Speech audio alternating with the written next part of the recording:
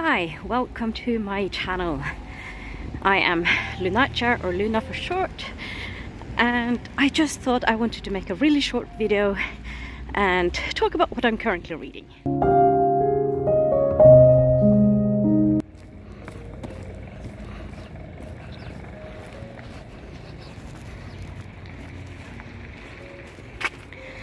It is Wednesday, the 20th of March, 2024. I am on my way to work, and I must admit it's not really quite spring yet here because it's still snowing every now and then. We actually had snow yesterday, but it didn't stay, and I'm very happy it didn't stay. So we'll see how this turns out. It's still quite cold. Today it's 3 degrees Celsius, so not super warm, and even though it's not like super cold or anything, I still don't feel like it's spring yet because of patches of snow, not warm, like not mild weather. Well, it's mild, but it's not like the spring feeling. There's no like spring feeling in the air.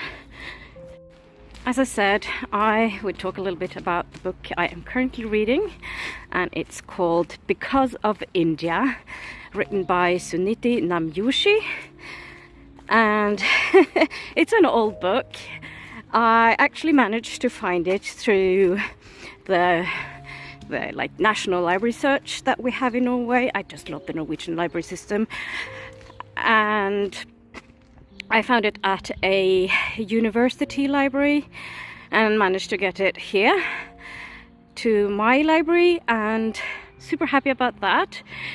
The author was born and raised in India, and then she went to North America for studies. So she went to the US for a while and also to Canada, and the book is about like her early adulthood, as well as a lot of poetry. So there's like section which are like autobiographical, as well as having poems and fables, I guess.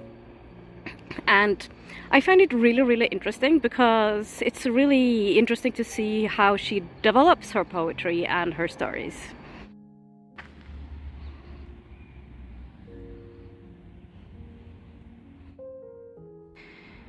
Today, the author is about 80 years old, or over 80 years old, and she lives in England with her female partner. And the book is kind of showing her development into feminism, and also the concepts like of feminism and her understanding of feminism, as well as, I guess, finding out that she's a lesbian, I think. Or there are, I guess she understood it, but she might not have had the word for it, if I remember correctly. So that's very interesting as well. I am reading this book for my challenge. I have talked about this before. I think I do have a challenge on Storygraph, which I made mainly for myself, but I am happy for others to take part of it, and it's called Lunacia reads LGBTQ+ authors from around the world. And I have made the first chapter, or the first part of the challenge, and I'm planning to finish that before I make a new part of the challenge. And it has no start date and no end date, so if you have read books previously and want to add it to the challenge, and yeah, so everything counts, so you can take your time. That's basically the point of it.